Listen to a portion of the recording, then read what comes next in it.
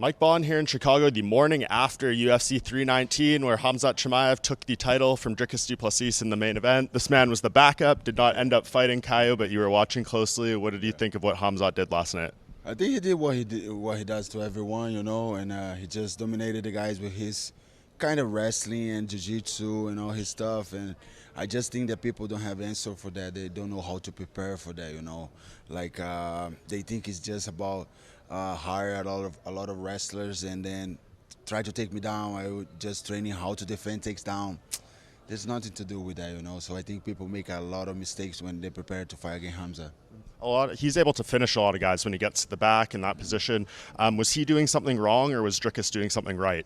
No, I think Dricus was more worried to defend the submissions than to get up, and he spent a lot of times just being with his back on the bottom, with his back on the ground, and didn't give his back too much to Khamzat.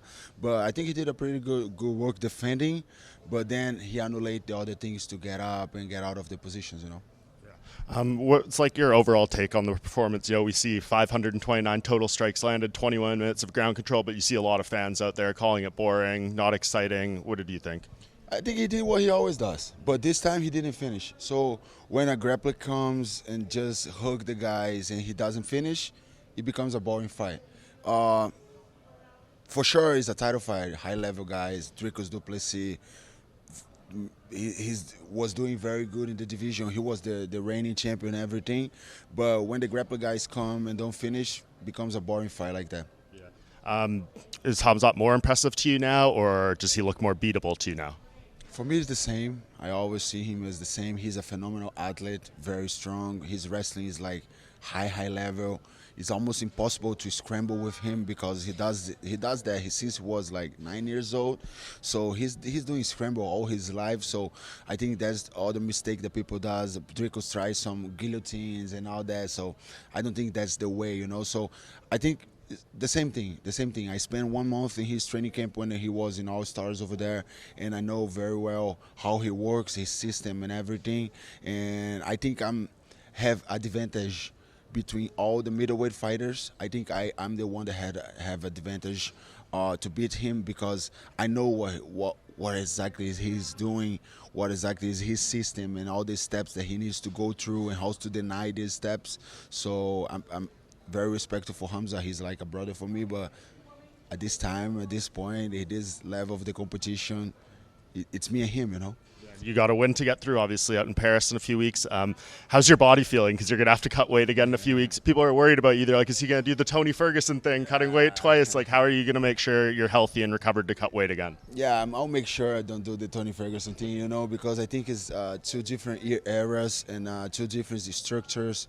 I have my nutritionist, I have everything. My weight is not high anymore, and I'm pretty low on my weight, and it was a smooth weight cut. I cut 185 in like 1.5 hours. I cut like 11 pounds easy, and recover very well. So just going back to Brazil right now. I spent 10, 11 days over there, then heading back to Paris, start to cut weight again. But it's not going to be a problem for me. I'm going to perform better than my last fight. I'm going to perform and give a show to the fans against Chimaev. And you'll want your title shot if you win.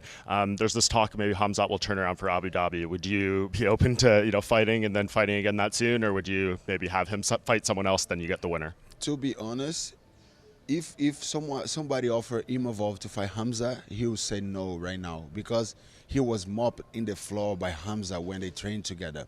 So to be honest with you, if the UFC comes to me right now and say, fuck Chimaev, he's a guy that gives us a lot of work. He didn't want to fight on International Fight Week. He called the backup as a leftover. He's like, he don't respect the UFC. So fuck Chimaev, fuck Paris, go prepare to fight Khamzat in October. I'm ready. If the UFC offer me this, I would say yes right away. See what happens. I don't care for this guy. Let him wait. And last thing, amazing night for fighting nerds last night. 3-0. Is the birthday boy Carlos Prates alive today? Is he doing okay after the party last night? Actually, I don't know. I didn't spoke to him after he went to the party. I just saw some videos and stuff. But Carlos does what Carlos does, So I think he very good. He's okay, and I think he deserved that. Yeah. He deserved that. He earned that. He worked very hard, and it's his birthday right now, so he's a party guy, you know. He's just partying. Maybe he's still partying, you know. And but I'm glad for him. I'm very happy with all the team, you know. Michał Lechechuk, he's doing very, very good. He turned to a different fighter, a smarter fighter. Karin Silva just did a debut with us here in the octagon. She was kind of a little bit still releasing herself after a defeat in her last fight and all that, but I think we're in phenomenal time, and the fighting nerds are taking over, as we said since the beginning. Yeah, it's been a great streak, man, and you're up next, so we appreciate your time. I know you got a flight to catch, so thank you, Kyle. Thank you, bro. Thank you so much. Thank you all the fans. I see you soon, boys.